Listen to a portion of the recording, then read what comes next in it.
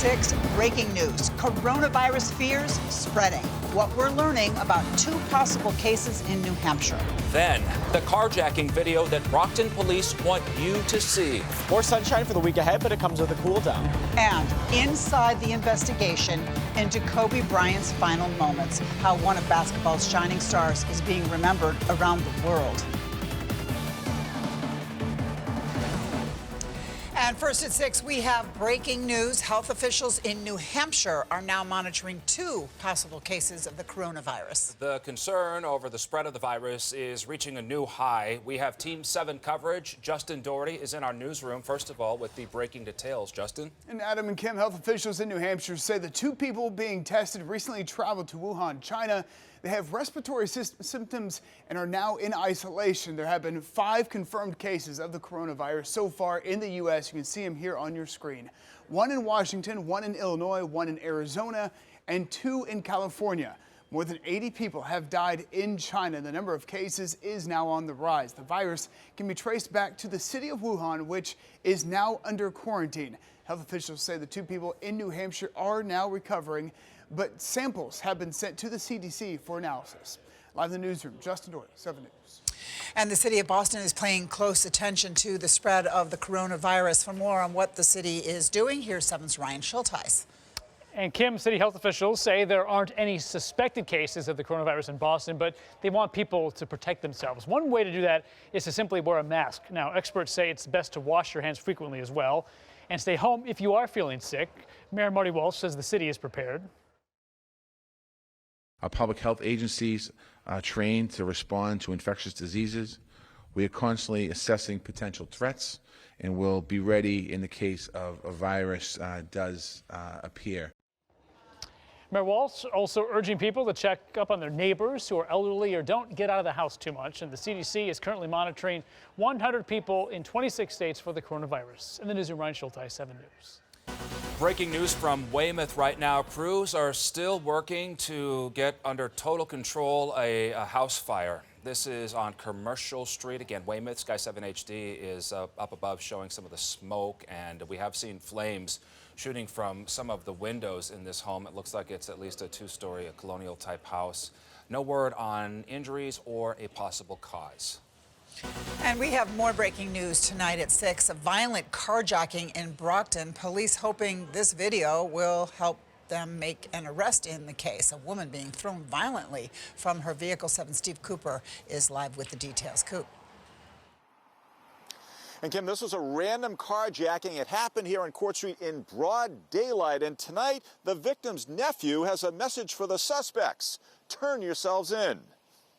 I was surprised, confused that it all happened. Terrifying moments. A Brockton carjacking caught on camera when police say 2 suspects wearing hoodies first pull a 50-year-old woman from behind the wheel of her Chevy Malibu before forcing her to the ground.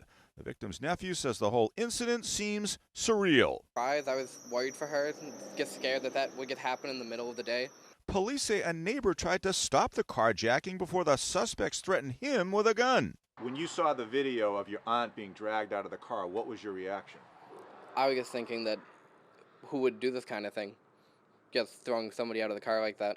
Investigators say it all happened back in November of last year, but by releasing the video, they're hoping it'll lead to the suspects and locating the car that has still not been found. The man whose security camera captured the crime says things like this don't happen in this neighborhood. You don't see any people walk around like that. It's very quiet, very nice neighborhood. So think this could happen? No, we never expect that will happen. For now, the hope is the video leads to a break in the case. Find the people who did this, do what's right. And police say any information associated with this case can remain confidential. Their investigation is ongoing tonight. We're live in Brockton. Steve Cooper, 7 News. Also breaking, a youth hockey coach in Dracut is facing troubling charges tonight. He's accused of sexually assaulting a player. 7's Michael Yoshida is live in Dracut with the details for us. Michael. And police say the alleged incident started when the victim was 14 and then continued for several years. Take a look. Here's a mugshot for the man arrested. 59-year-old hockey coach Alan Pereira. He's been arrested and charged with sexually assaulting a player on his hockey team. Police arrested Pereira on Sunday following their investigation. They say these incidents again happened over several years and started when the victim was a 14-year-old player on a team coached by Pereira. Investigators say he inappropriately touched the victim and tried to get the victim to touch and perform sexual acts on him. Police spoke about this investigation a short time ago. Here's what they had to say. We understand that these cases are difficult, and we understand that it takes a lot of courage for these folks to come forward and tell their story. And we're very much looking forward to working with anybody who has any information on this case or the suspect involved in this case. And Pereira is scheduled to be arraigned in court tomorrow. Reporting live in Drake, Michael Yoshida, 7 News. Tonight on 7. A basketball legend lost in a tragedy. Kobe doing work. Baseline, he's got it. Shock and sadness. The news is just devastating to everybody. Kobe's a guy who's impacted so many lives. The sports world and beyond, remembering an icon. Number 24, Kobe Bryant. Love you always, Kobe. The pain is all too real for sports fans. Here's a live look outside the Staples Center in downtown Los Angeles. Fans turning the walkway outside of that event arena into a memorial for Kobe Bryant. And there was breaking news regarding this case involving the basketball player's sudden death. The NBA has postponed tomorrow night's game between the LA Lakers and LA Clippers. It would have been the first game for the Lakers since the helicopter crash. The tributes still pouring in right now. We have Team 7 coverage as we're learning more about the flight and the people on board. But let's begin with 7's Jonathan Hall in our newsroom. Kim, good evening. Kobe Bryant was an 18-time All-Star, a 5-time NBA champ, even an Oscar winner. But his life came to a sudden end as he flew to a youth basketball game with his daughter, 2 of her teammates, some other parents, and a coach yesterday. And now, the search for answers. A team of 20 federal investigators is now searching through a widely scattered debris field the size of a football field, searching for clues in a terrible crash which killed the NBA superstar Kobe Bryant in Southern California. As you can imagine, it's a logistical nightmare in a sense because the crash site itself is not easily accessible. The helicopter crashed in hilly terrain, and it was so foggy, local police had decided not to fly their choppers. Records show the pilot who died, Ara Zobayan, was experienced and qualified to fly using instruments in bad weather. An air traffic controller gave Zobayan permission to fly using special visual flight rules, meaning he could choose to fly without relying on the chopper's instruments, even though visibility was less than ideal. The apparent accident killed the former NBA great, his 13-year-old daughter Gianna, and 7 other people on board, including the pilot and 2 other children. Fans who love Kobe Bryant gathered at the Staples Center, where they formed a makeshift memorial. When I heard the news, I literally didn't believe it. In 2016, Celtics fans paid tribute to the Lakers star following his last game on the parquet. The Celtics' all-time leading scorer Paul Pierce tweeted out a photo yesterday, then wrote, "Still in disbelief" at midday. Kobe Bryant was just 41, only 3.5 years removed from his NBA playing career. He scored 60 points his last game. Go figure. Come here. His love for his family showed that day. Bryant leaves his wife Vanessa and 3 daughters, one just an infant.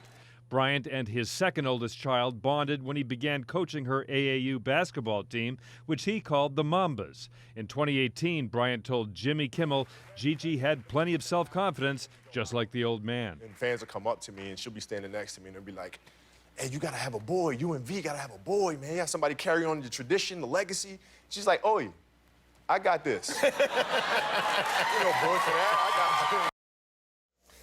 The grim search for victims and clues from the chopper's wreckage will take several days, and then the National Transportation Safety Board will take months to issue a final report. Live in the newsroom, Jonathan Hall, 7 News. Kobe had a profound impact on fellow athletes. Celtic star Jason Tatum is talking about how his friendship with Kobe was life-changing. Sports director Joan Racino here in our newsroom now. Over the past 24 hours, we've heard from NBA players, young and old, who were inspired by Kobe Bryant. And the Celtics' Jason Tatum had his own special bond with Kobe. Tatum drives, George right there. Tatum gets a wide open look and knocks it down. Jason Tatum's transformation into one of the NBA's bright young stars would not have been possible without Kobe Bryant. The Celtics forward paying his respects to the late Laker legend on Instagram, quote, "Heartbroken, my hero, my idol, the reason I started to play this game, the reason I fell in love with this game, growing up wanting to be just like you, to you becoming my mentor, beyond thankful for everything you've done for me," including some one-on-one tutoring sessions in the 2018 offseason. Kobe asked me to work out, my favorite player, so he was at the top of the list. It seems like a bad dream that you just want to wake up from. It's a nightmare. Heat icon Dwayne Wade moved to tears by the passing of one of his basketball peers, also delivering an emotional tribute on Instagram. Kobe, thank you, man. Thank you for all the memories. We got a lot of good ones. And these tears that we're crying, we're going to miss you. This is one of my favorite players. And I got a chance to have a relationship, a friendship. But I would miss him. I would miss the friendship. Dwayne Wade echoing the sentiment expressed by so many in the basketball community who are still shocked that Kobe is gone. Reporting live in the newsroom, Joanne Racino, 7 News. That chopper crash in California is hitting home for some people closer to here, out on the Cape. A former Cape Cod League baseball coach was also on the helicopter. 7's Kimberly Bookman is here with reaction from his former players. Kimberly? Adam, John Altobelli is a pretty well-known junior college coach in California, but for 4 summers he came here to Massachusetts and helped improve the skills of college baseball players. Some of them sharing their thoughts after learning he didn't survive the crash. As news spread that NBA star Kobe Bryant had lost his life in a helicopter crash, people began to wonder who else was on board. That's when the name John Altobelli started to circulate. So I texted a very good friend of John's, and I said, "Please tell me it's not true." And he called me back immediately, said, "It is true." And I was just devastated at that point. I was just in shock. The 56-year-old had spent 4 summers in Cape Cod coaching the Brewster Whitecaps. His job was to groom college players for the major leagues. He was very committed to bringing out the best in his players. Altobelli's son JJ was playing for the Brewster Whitecaps the summer of 2011. He was brought on as an assistant coach. It was one of the truly best summers of his life, because not only did he get to coach in the Cape League, but he got to coach JJ as well. So that was really special for him. Altobelli took on the team's head coach role during the summers of 2012 to 2014. His wife and his daughters were there with him every summer. The one daughter was our bat girl.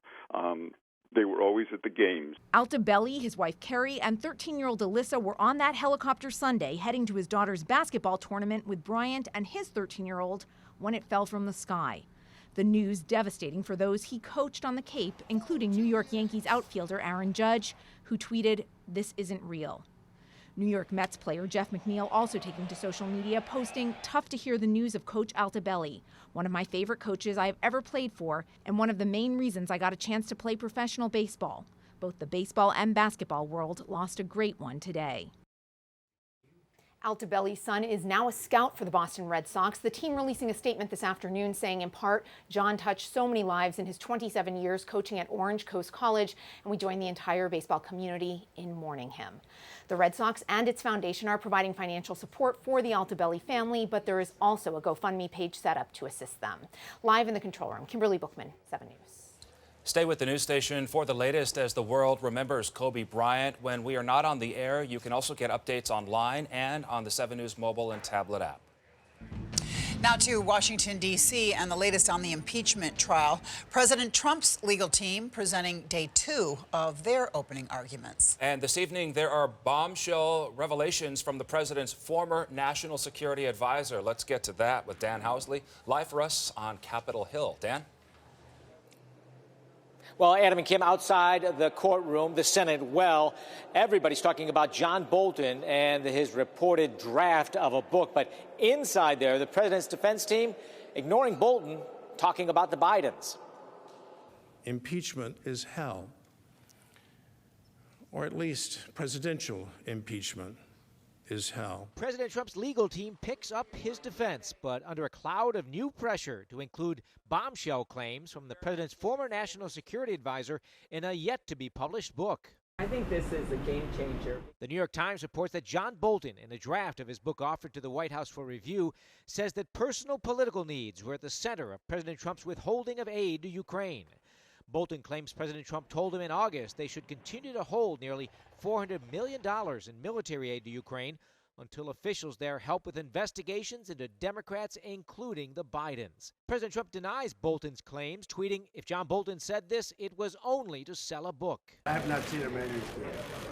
I guess he's writing a book. I have not seen it. Democratic House managers say Bolton must be called as a witness in the impeachment trial now. Senators should not wait until March 17 when the book comes out. They should demand this information while it would still be pertinent to their decision. Many Republicans refuse to make a decision yet. Let's go through phase one, then we'll take that vote and we'll have that discussion, make that determination. Do you want to hear from John Bolton at all after this report? I don't think we need to, but that's just, I'm going to listen to the rest of the case and make that decision. Why did you want to hear from Bolton? I didn't say I didn't want to. But at least two moderate Republicans, Senator Susan Collins and Senator Mitt Romney, say they want to hear from Bolton. I can't begin to tell you how John Bolton's testimony would ultimately play on a final decision, but it's relevant, and therefore I'd like to hear it. The president's defense team ignored the Bolton news in their Senate arguments Monday, choosing instead to justify President Trump's interest in investigating the Bidens. Why did Burisma want Hunter Biden on its board? Why did they want to pay him millions of dollars? Well, he did have one qualification. He was the son of the Vice President of the United States. The president's defense team also talked about Rudy Giuliani, insisting House managers had spent a lot of time focusing on Rudy Giuliani, but not calling him as a witness because they simply want the distraction from what the president's defense team says is a weak case. We're live on Capitol Hill. Dan Housley, 7 News. More to come at 6, including a check of that forecast. Yeah, quiet weather remains over the next several days, but then tracking a storm on the way for the weekend. We'll have the timeline coming up.